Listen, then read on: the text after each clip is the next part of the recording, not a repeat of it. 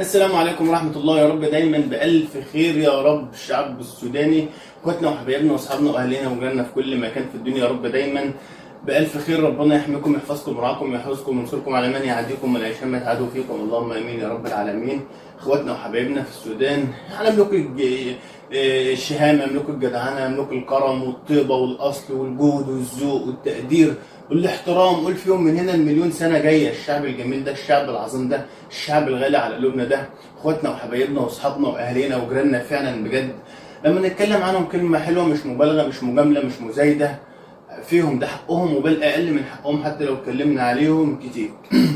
موضوعنا النهارده جايب معاه بقى اغنية سودانية في منتهى الجمال والعظمة والروعة والخيال، من الاغاني اللي بتقدر تخش قلبك كده بدون استئذان، اللي بتسمعها كده تهز وجدانك ومشاعرك. اغاني جميله. هي عامه المدرسه الفنيه السودانيه لها بصمتها ولها شكلها ولها جمالها ولها طعمها ولها سر خلطتها اللي محدش يقدر يقرب منها ولا حد يقدر يعني يعمل زيها. مش هتعرف تقلد يعني، عامه هي بره المقارنه وبره المنافسه وضد التقليد، يعني مش هتنفع تقلدها ومش هتعرف تقلدها اصلا. تسمع مزيكا وانت مغمض تبقى عارف انت هتسمع المدرسه الفنيه السودانيه الجميله العريقه العظيمه المليئه وغنيه بكبار النجوم والله.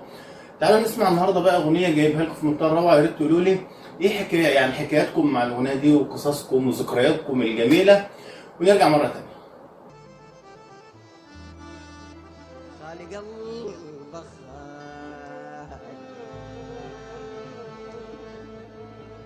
وخالق البخار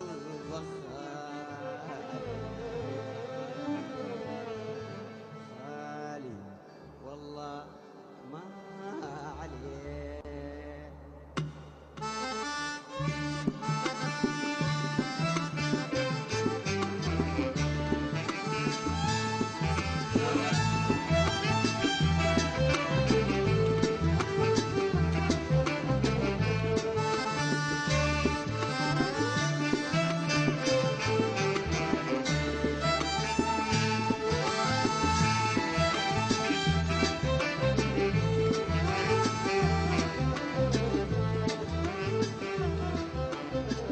كنت فاكر ألقى عندك الحنان تخبرني بيه، قلبي يرسى يلقى جنبك الأمان يدوم عليه.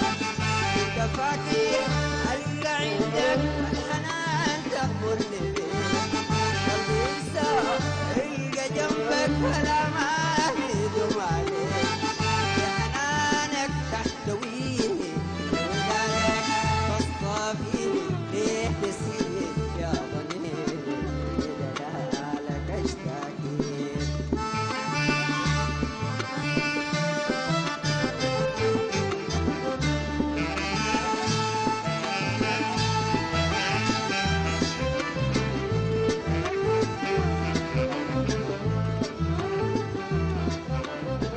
عهدي بك واشكي لك واسيني بكلام، غيروك وبدلوك الحنين يا غرام.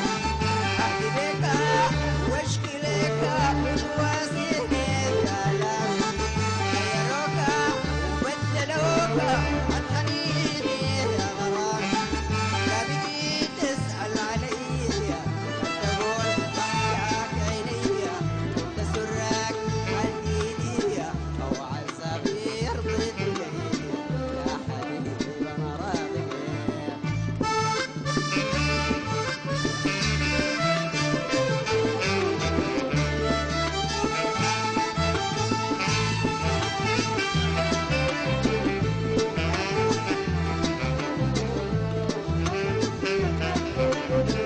كل لحظة أي لمحة من حياتي أنت فيها، كلامي ابتسام الأمال المشتريها.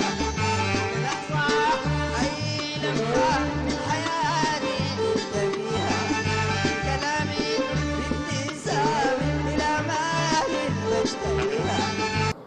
زي ما سمعنا مع بعض كده وشفنا كلنا مع بعض حاجه في منتهى الجمال والروعه والعظمه والخيال اللي في الدنيا كلها. اغاني السودانيه دي اغاني لها لها شكلها، لها طعمها. يعني بص، بحب انا المزيكا، انا من عشاق حاجه اسمها السلم الخماسي، عشان نبقى ايه عارفين مع بعض. بتسمعها كده بتدخل قلبك، ما مش محتاج انها تخبط على باب قلبك علشان تستأذنك ان هي تدخل تربع في قلبك وتقعد يبقى مزاجها 100 فل و14. مش الكلام ده، الاغاني دي بتدخل قلبك على طول. اغاني في منتهى الجمال. طبعا في عمالقه وفنانين وفنانات كبار، قامات كبار جدا في السودان. لو اتكلمنا عنهم محتاجين سنين بجد عشان ندي كل فنان او فنانه منهم حقهم، وبرضه مش هنقدر لان مفيش كلام هيوفيهم. هم تحس ان هم احلى من اي كلام ممكن يتقال. وطبعا لما نتكلم عن زمن بقى، الزمن الجميل وزمن السلطنه والروقان والطرب، حدث ولا حرج. فنانين وفنانات كبار جدا جدا جدا. تعالوا نروح نكمل ونرجع مرة تانية. رمضاني واختراري يا ربيعي وازدهاري يا مدلل يا سماري نسيني وانت داري العذاب اللي انا فيه.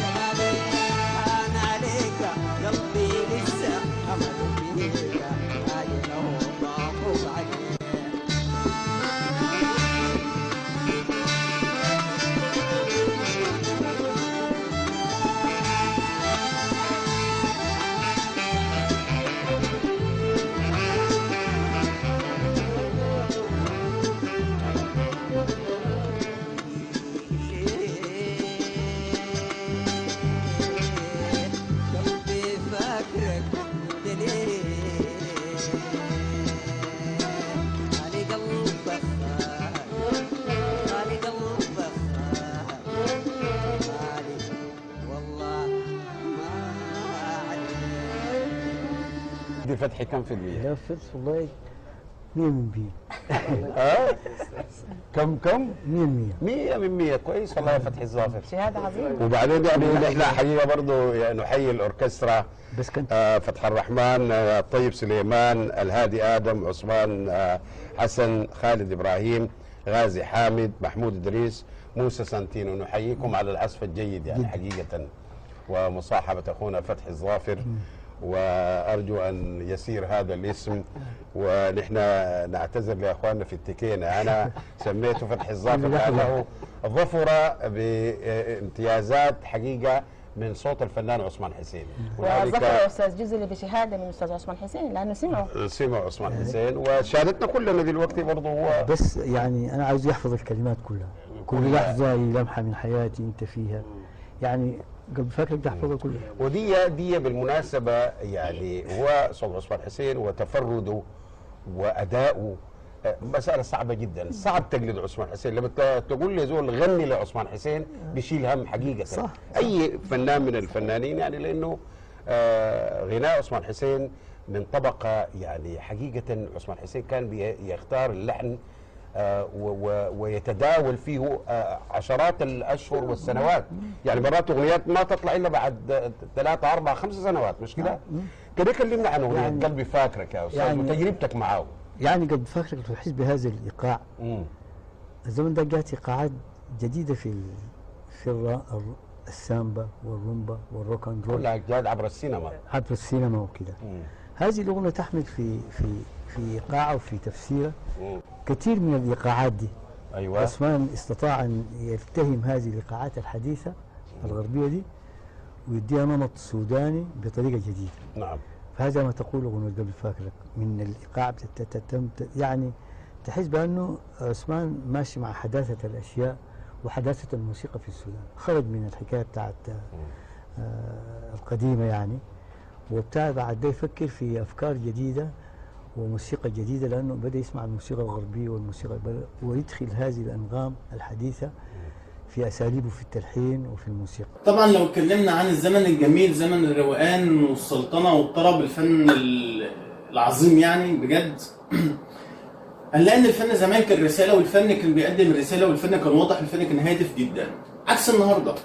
زمان ايام السميعة وايام الطرب وايام السلطنة وايام الروقان والحاجات الجميلة دي، كان المطربين والمطربات كانوا بيتعبوا في اختيار الجملة اللحنية، كانوا بيتعبوا في اختيار الكلمة الشعرية، كانوا بيتعبوا في اختيار التوزيع الموسيقي، لأنهم كانوا بيعملوا على إرضاء الجماهير وإسعاد الجماهير، وعايشين جوه حياة الجماهير في حياتهم التفصيلية وحياتهم اليومية، ومعاهم في كل تفاصيل حياتنا، ومعانا في كل مناسباتنا وأعيادنا الوطنية وأعيادنا، في مناسبات الحب، في كل حاجة، في حزننا، في فرحنا، في ضحكنا، في بعدنا، في قربنا، في كل حاجه معانا باغانيهم، معانا كل حكاياتنا. علشان كده هم جزء من ذكرياتنا، الفنانين الجمال زمن الطرب والسلطنه والاصل والحاجات دي هم جزء مننا.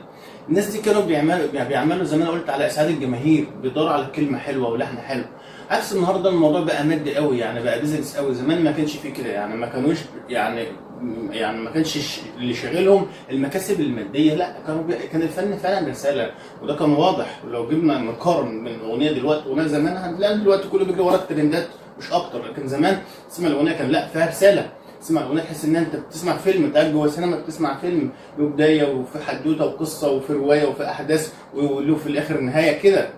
يعني بصراحه حاجه في منتهى الجمال. ولازم نقف شويه برضه لما نيجي نتكلم عن الاغاني الوطنيه السودانيه، من اجمل الاغاني اللي اتعملت في الاوطان العربيه كلها، لانها مش مجرد اغاني عاديه، الاغاني دي تحس انها مكتوبه بايدين الوجع، بايدين المحن، بايدين الازمات، بايدين الظروف الصعبه. والاغاني دي كان فيها رسائل لكل الدنيا، ان هي بتعرف قد ايه الشعب ده شعب صاحب عزيمه واصرار واراده وتحدي وكبرياء، يعني مش مجرد اغاني وطنيه عاديه، لا الاغاني دي كانت مكتوبه بدم الشهداء وبالنضال وبالكفاح وبالصبر والعزيمه، حاجات كتير قوي. عشان كده المدرسه دي هتفضل مختلفه جدا عن كل المدارس الفنيه في العالم كله.